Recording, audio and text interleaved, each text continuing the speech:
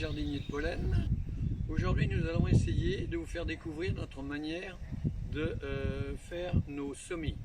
Et avec Bernard, nous allons voir le semis de tomates pour commencer.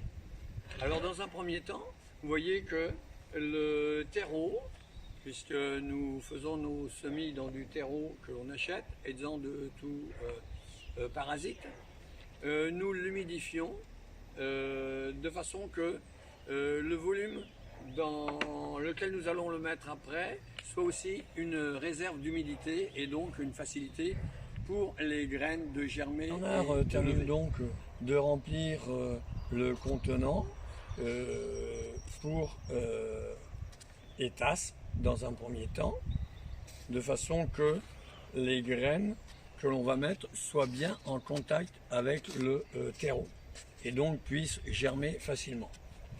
Ensuite, vous voyez devant la caisse, vous avez des numéros de 1 à 8.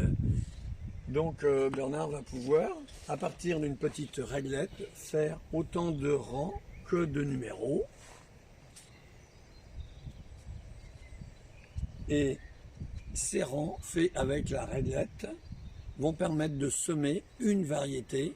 Et nous en profitons pour noter la variété des tomates sur chaque rang. Donc Bernard, sur le rang numéro 1, la variété c'est la tomate cerise 12. Tomate cerise 12. D'accord. Et sur la ligne 2, nous avons une Green Zebra. Green Zebra. Voilà, c'est ainsi que l'on pourra repérer nos tomates et ne pas les mélanger.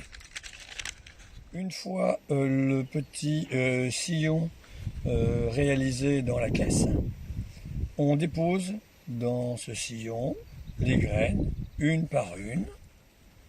Auparavant, ces graines auront été séchées sur du papier sopalin ou sur une assiette de carton. Un pulvérisateur d'eau, on va humidifier les graines pour faciliter la germination. Maintenant, un film étirable, ce qui va permettre de conserver une certaine hydrométrie.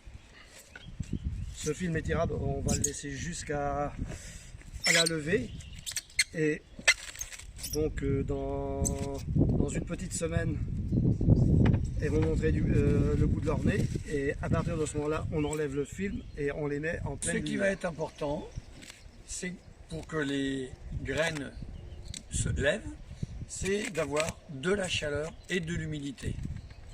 Avec ces deux éléments, vous verrez que vos tomates, en moins d'une semaine, seront levées. Quelques semaines ont passé et les tomates, comme vous voyez, ont levé. Maintenant, je vais les transplanter de façon que le système racinaire puisse se développer davantage. Maintenant, je vais retirer sur le rang numéro 2, que je connais, Cornu des Andes. Je retire un plant. Là, j'en ai deux, je les sépare en essayant de garder de la motte. Je vais faire un trou au milieu de mon godet.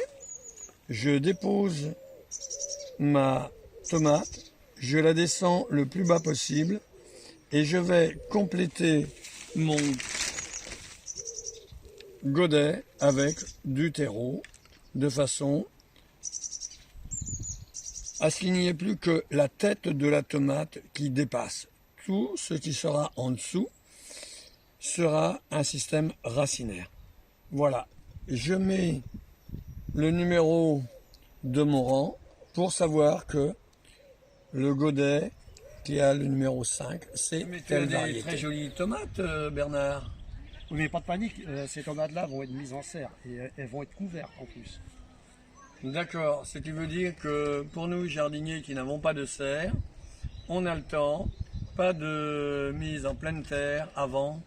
Bon, je dirais pas avant le 15 mai. Pas avant le 15 mai. Mais d'ici là, protégez-les bien car il y a du froid. Bon courage à vous, bonne plantation et à très bientôt.